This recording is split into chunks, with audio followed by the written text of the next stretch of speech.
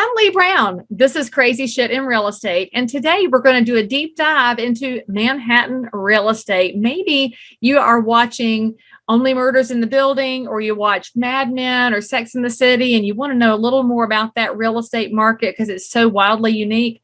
Today we've got Lisa Lippman. She is a wildly experienced realtor in the city, and she's got some insights and stories for you. So buckle down and enjoy this conversation because I sure did. And I'll see you on the other side.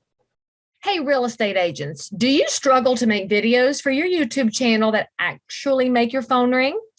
Do you have a YouTube channel, but the videos don't get any views and you're really not getting phone calls from the people who are dying to hire you? Well, guess what? My good friend, Karen Carr, teaches real estate agents how to make YouTube videos that actually turn into an evergreen sales funnel. You'll spend a couple of hours making a very simple video without a lot of bells and whistles and, frankly, not much production value. And people are going to call you when they're ready to buy or sell a house in your market, not just right now, but for weeks and months and years to come. Yay, evergreen content. Now, she's doing a free 5-day challenge starting on Halloween, October 31st. So I highly recommend this. I mean, it's a free challenge. You can do it if you just will. You will learn how to set up your channel to grab viewers by the eyeballs, how to research what exactly they'd like to watch, and what your YouTube channel needs to have highly converting videos. Best part of all this, it's a free challenge and you don't have to spend a lot of money on ads. So enroll today at youtubeforagents.com/Leigh. I can't wait to see what you come up with. I'm at home. And look at your lighting. You have some good taste. Thank you. Well, you can't, if you're in the business, you can't have an ugly house, right? Well, I would say that I probably shouldn't ever let you see my house. It's kind of a wreck. Well, no one would think so. So, well, your office is pretty though. It is. If I sit this way, it looks really nice and put together. I have to cover up the mess in the corner. My couch stays put together. How are you? I'm well. How are you? Fantastic. Thank you for coming on the show. Thank you for having me. After having a rush of investors and companies, I'm all excited to hear from somebody who real deal works in luxury residences, but it's not a fake like on HGTV. So, Lisa, why don't you tell the audience where you're located and how long you've been in the real estate business? Give them a little bit of background on you. Sure. So I live in Manhattan. I happen to live on 86 between Broadway and Amsterdam, with the heart of the Upper West Side. And I live actually in a building that some of your listeners may be interested in. It's called the Belnord, which is featured in, oh my gosh, I can't think of the name, Only Murders. Oh, I haven't watched that show, but I hear it's fantastic. It's Steve Martin's new show, right? Exactly. So we now have hordes of people who come up from all over the world who stop in front of the building and want to take pictures and videos, and they want to go in the courtyard, and the doormen are not supposed to let them in. So whenever there's somebody who's in the courtyard or wants to come into the courtyard, I always let them in. I bring them in as a guest so that they can take a video of themselves in the courtyard, because we've got a beautiful fountain and it's a very beautiful building that was built in 1904. So that's where I live. And I live with my husband and my youngest son, who's going to turn 17. And my middle son, who's 25, just moved back from Chicago after a 2-year doing Teach for America. And now he's working in New York, and he moved back home. So, and then I've got a 28-year-old son who works with me. So I have 3 great boys, and I'm surrounded by all of them. I have a male dog too. So actually I have 5. I have a lot of men around me, 5 men, a husband, 3 boys, and a boy dog. And I've been in residential real estate for almost 25 years. I started in 1997. And I worked for the Corcoran Group for about 5 or 6 years. And then in 2005, I switched to Brown Harris Stevens, which is the company I work for now. And I sell luxury real estate all over Manhattan. I do very, very little in Brooklyn. Generally, I refer somebody out to Brooklyn or New Jersey or anything else. So I just do Manhattan. And I sell all kinds of properties, townhouses, co-ops, condos, walk-ups, $30 million apartments, $1 million apartments, new apartments, old apartments, mint condition apartments, wrecks, you name it, I sell it. I love that the language of Manhattan real estate is just so unique in the real estate space, because for you, $1 million is, let's see if we can find you something. And down here, $1 million could be anything. But I'm mostly curious to hear from you in a quarter century of real estate. So you're coming up on your silver anniversary. How amazing is that? You've watched Manhattan go through so many changes as far as which neighborhoods are hot and which ones are stable and which ones are up and coming. And I speak to this because I used to live in Murray Hill. So I lived at 37th and Lex, but that was probably about the time you were getting into real estate. It's been a long time, but Murray Hill was not Disney-fied, as we like to say at the time. It was a little bit more of a rough around the edges in spaces at that time. But now, of course, everything is very well kept there. And so just from my personal experience, I watched that change. As a realtor, what would you say has been surprising in looking at the different areas of town? And do you feel like you were able to spot an area as it starts to hit its stride? Yeah, so I guess what's most amazing is that there's almost no neighborhood in New York now that's not gentrified. So, as a realtor, that's great, right? And for a city, that's great. Of course, it's not great for people who've lived here for a long time, who sometimes get priced out of their homes. Exactly. And that is always the negative of over gentrification, is that the city becomes a place that only very wealthy people can afford. And that definitely has happened in the 25 years I've been in the business. I've been in the business for kind of an interesting time. So in 96, the market started taking off. And it's just basically continued to go up. We've had little peaks and valleys, but we haven't had like a long run where things have gone down in value. And I'll just give you a quick little snippet, which is an example. So in 1996, my ex-husband and I bought our first apartment at the Ansonia, which at the time was this rundown former pre-war hotel apartment building on 74th and Broadway. And I remember when we were buying there in 96, my friends from the East Side told me, "You're crazy. That place is a nutty place and the ceilings are falling in and it's a crazy place." And I wasn't a broker at the time. I was a lawyer. And I said, look at the windows, look at the ceiling height, look at the moldings. This is going to be a beautiful place someday. So we bought our apartment, which seemed like really a ton of money, for $790,000 in 1996, 2,500 square feet. And it's now going on the market. It's the third owner since us for $4 million. And it hasn't been renovated since 1996. Which is amazing. It's the renovation we bought new. So here you have something that's depreciated in terms of the way it looks, and it's going on the market for 4 times as much. So that kind of shows you sort of the last 25 years I've been in the business. And by the way, we're not at a peak right now. We're in a little bit of a slump. So it just shows you how crazy things are. So I would tell you that the crazy thing going back is that there is not a bad neighborhood anymore. Neighborhoods that I thought would never get gentrified have become gentrified, like Hell's Kitchen and the Hudson Yards area. When I first went into the business and I lived on 74th Street, people would say to me on the west side that they would definitely not go north of 86th Street. There was no way they would. And then within 10 years, people would say, "Oh, well, I'll go to 90th Street." And with another 5 years, they'd say, "I'd go up to 96th Street." And now people go way past 96th Street. Obviously, back then when I started doing business, downtown was cool, but it wasn't yet expensive. Mm-hmm. So the Village in Soho and Tribeca had not taken off yet. And you could still get really, really good deals there. And now you can't touch anything downtown. It's so much more expensive than uptown. The only neighborhood that probably hasn't changed in value that much is the Upper East Side, west of Park Avenue. That has always been gentrified. It has always been lovely, and it continues to be so. So in that area that's been almost its own little cocoon, do those areas tend to reach out to brokers, or are those word of mouth transfers from people who are already highly connected in the city? So do you mean like the neighborhoods that are up and coming? Like how do people like in the Upper East Side, where you have an enclave that likes where they live. It's always been somewhat insulated and the people know who lives where. Are real estate brokers highly utilized there, or do people just hear about properties and do it amongst themselves?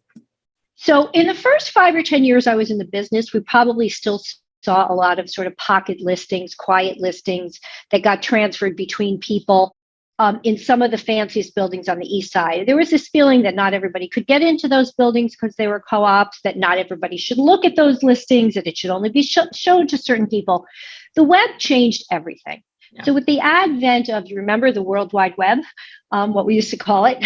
So funny to think about that. We sound so old when we say that. Right. Everything changed, and there's no longer, or almost no longer, pocketed listings. Right. Pocket listings, because basically everyone knows that the way you get the most money for your property is by having as many people see it. We have wealthy people who come from all over. Mm-hmm. And, so people generally don't limit their audience. And while there are some brokers who may just work in the Upper East Side, that's becoming less and less common. And most of the brokers who are under 50 work all over the city. I'm sort of on the cusp. I'm going to be 58, so I can fall into sort of the old timer group or a little bit of the younger group. But, my contemporaries tend to work all over the city. I think there's some of the brokers who are a bit older who are still very sort of set on just being in the neighborhood, but that's definitely changing with the times. Well, some of that happens with the inventory. The supply issue has been an issue. So you have to figure out where somebody can go, and that might not be where you'd like to be. So you go a couple streets over. And that leads me to ask a question. So you said is a little bit of a blip right now. Of course, New York City is not really going to fall off the map just because of the size of the economy and the scope of the economy. So what has COVID and the COVID era done to the real estate market, and what's it doing right now? Have you seen a recovery in the commercial space, and are people back living in the city? Did they ever really leave, or was that just mainstream media talk? So what I'll tell you is that right before COVID hit in January of 2020, we actually were at somewhat of a low period in the real estate market. It was the first time since 1987 that the real estate market had not followed the stock market. Oh. So between 2016 and 2019, our market actually slowly softened, despite the fact that the stock market was so high. Nobody really understood why. Probably what happened is that sellers got a little greedy and just kept raising their prices, and the market didn't sustain it. Buyers wouldn't have any of it. And then also our market became much more transparent. It used to be that people couldn't see how long things were on the market. People didn't know what things had sold for. And then we had something called Street Easy that came into the market in the early 2000s, but by mid 2015 or something, absolutely everybody knew how to use it.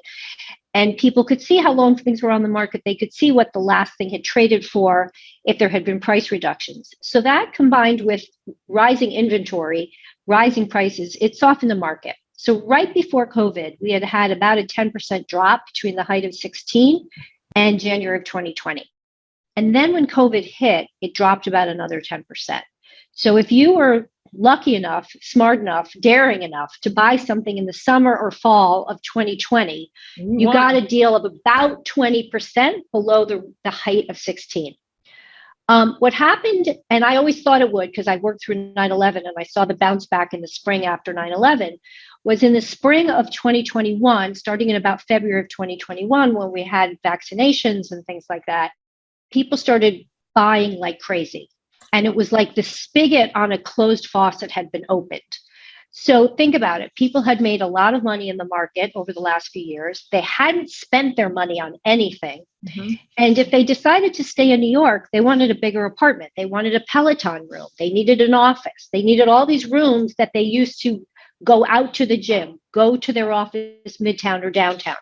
So people with money, and New York has plenty of them, started buying very large homes. And we had a really, really busy market. We definitely gained back 10% and maybe even did a little bit better. What happened in May of this past year, in 2022, is that the stock market did, start to soften. The interest rates went up from people being able to borrow at just below 3% to people being able to borrow at like 4.5%, which, as you and I both know, historically is still low, but didn't feel low at that moment. And there was a lot of talk about a recession. So I'm sure the worst thing for a real estate market is uncertainty. A lot of people started feeling that, why don't I wait? Things are going to soften. I'll wait and see what happens with the recession. Maybe I'll be able to buy something for less money. So this summer was definitely quiet, especially at the high end. A lot of the high end buyers also were out of town. They weren't able to travel for 2 years. So, I'm sure you've got a lot of friends. People went to Europe. They went all over the place. So it was quiet in the city. I still did a decent amount of deals below $4 million, reason being that those people have the option of either buying or renting. And the rents in New York City are still crazy high. So if you did a purchase cost analysis, in many cases, it still made more sense to buy something. I am starting to feel that it's getting busier again just in the last week as people are coming back to New York. So I think the fall will feel okay. What we have in New York City, and I think the city may be more sensitive than other places, is that there's no room for overpricing. Even when we have tight inventory, people are very, very, very price conscious. We have so much information out there now that if you overprice, you don't sell. If you price well, you will sell it quickly. And if you underprice, you'll have a bidding war. We have a very, very efficient market. To address your other question about people leaving, yes, we did have people leave. I just heard a statistic that 565 people left Manhattan during COVID to make Palm Beach their primary home. Did you say 565? 565 families or groups. So that's quite a bit, going from a very large city to a very small place. Right. So we felt that. I will say, though, that I think what happened is there were a lot of people who had been sitting on the sidelines who weren't able to move into New York because it had been so expensive. Right. Saw the prices come down a bit, and suddenly it made more sense. And I'm going to give you an exact example. And I saw this coming when COVID started. So we have people who moved out when their kids were little to the suburbs of New York, whether it's New Jersey, Long Island, Connecticut, Westchester. Now their kids are grown. And they've wanted to come back to the city. But their homes in the last few years, they had a hard time selling them before COVID. They were getting less for them than they thought. And the apartments in New York were more than they thought. Well, suddenly during COVID, that changed. Their homes became much more valuable because there was a run to the suburbs. They had bidding wars on their homes, and the apartments in Manhattan became more reasonably priced. So the math now worked. I knew that would happen, and it did happen. I can't tell you how many empty nesters around my age. I chose to stay in New York and raise my kids here, but many people didn't. Sure. Come back to New York. The house that they thought they could only get $2.5 million for, now they suddenly got $3 million for. And the apartment that they thought was going to cost $3.5 million now costs $3 million. So the math made sense. So as many times as we lost people, we gained people. I love that perspective, because when you look at any market, it's so easy to make the assumption that everything is operating at the same way, especially if you're reading the national news media, because they act like there's a national real estate market. But the explanation you just gave is proof that a realtor can help you understand the different micro markets. And that is the perfect explainer of no matter what's happening elsewhere, you might be in the right space to do what you want to do and take advantage of it. I love that. And I hated to take you down the total nerd hole of all the market data, but I have an opportunity to talk to somebody right in the heart of the world's most vibrant city. So I'm going to totally pick your brain on that, Lisa. But the story of the show is the crazy things that we see in real estate that really nobody would ever believe that we go through, that we see, that we anticipate. And I will say that my dear friend, Patrick Lilly, I'm sure you know Patrick, he's a very well-known Manhattan broker. When he was on my show, he was one of my very first episodes 6 years ago. And I got so excited because he got to sell the apartment that the B-52s had. And it was a whole closet full of wigs. And it's one of my most memorable moments because I was so jealous. But I'm very anxious to know what you've seen in your years of real estate that was just surprising, shocking, awe-inspiring. What's that moment that you tell people about? And frankly, you probably used that to get your 28-year-old to join you in the business. So I'm not going to talk about famous people because part of my thing is that I don't talk. I don't kiss and tell. So I try not to do that. But I will tell you a great story about many years ago. I was selling an apartment on Central Park West. And it was not an estate. It was owned by a woman who sadly had gone through some financial trouble and had to sell her apartment. And she had not maintained the apartment in many years, but not only had she not maintained it, it was in such bad condition that the foyer of the apartment actually had a hole in the floor. Have you ever driven by a house that you sold and somebody else's sign is in the yard? It's about the most painful experience any realtor will ever have. And then comes that moment of, oh, snap, it's on me. I didn't stay in great touch. And I can tell you, after 22 years in the business, I still go through that, but I've reduced the opportunities for failure because I have learned to do better with follow-up. And honestly, when you follow up better with the people you've served in the past, it's going to make you a better realtor in the future too. And that's what this program will get you. If you've never heard of Follow-Up Boss, you're going to love it. The best top producers in this business, they're already using Follow-Up Boss. So if you wondered why that person gets more business than you, it might be the program. There's like 250 integrations. So whatever you're using now probably could plug in with Follow-Up Boss. Keep everything in one place. You can decide how many and how often to follow up. It's all on you, but the system will be there. You do get a 30-day free trial for hanging out over here on Crazy Shit. Go to followupboss.com/crazy. So if you weren't careful, your foot would go into the floor. So anyway, when we were doing the final walkthrough, which we do, before closing, we were going through the apartment to make sure it was empty. And a few closets, we found, one shoe, a scarf, one sock, little odds and ends, it had been sort of cleaned up. And we go into the main coat closet and I opened the closet door and there was the largest shotgun I had ever seen. Now, that is very shocking in New York because, as you know, guns are not legal in New York. You don't see guns in New York except on policemen. And not a shotgun by itself in a closet. No, it was just in the coat closet, a big shotgun. So I didn't really know what to do. So I decided to call 911 because I thought, I think I have to have the police come and take the shotgun away, which is what I did. So that was one of the more interesting walkthroughs that I've ever done.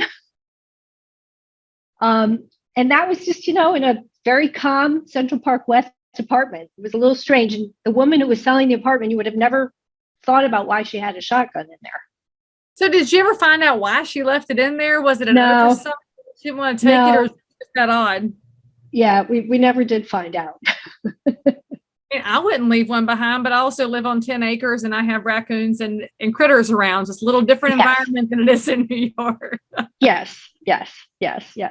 Some of my other crazy small world, I have a lot of small world stories. Like, people always think that New York City's so big.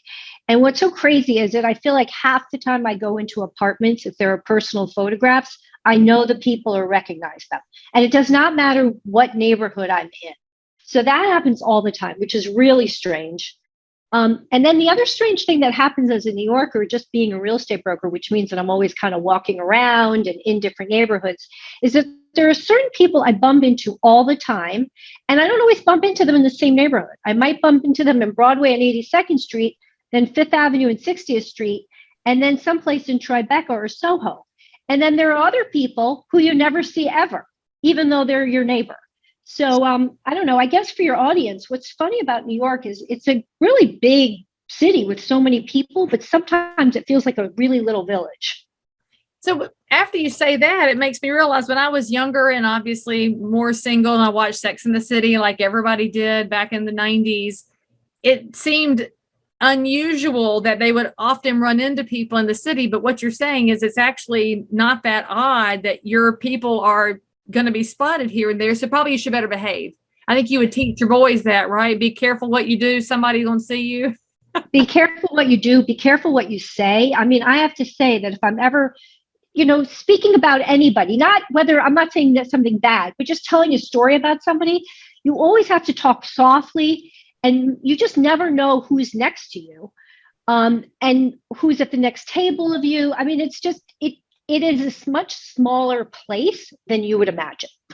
I think that's just good manners, Lisa. It's good manners not to. I agree. About your business and other people, except in really good generalities where it can't be easily identified. Exactly. All right. So now, before I let you off the show, I love hearing about multi-generational real estate because I'm a kid of a realtor. I know which one of my kids will go in real estate, even though she doesn't see it yet. I can totally see it. What did it take for your son to say yes to coming into the business with you? Did he have an entrepreneurial bent his whole life, or has he just seen what you've done and would like to emulate his mom?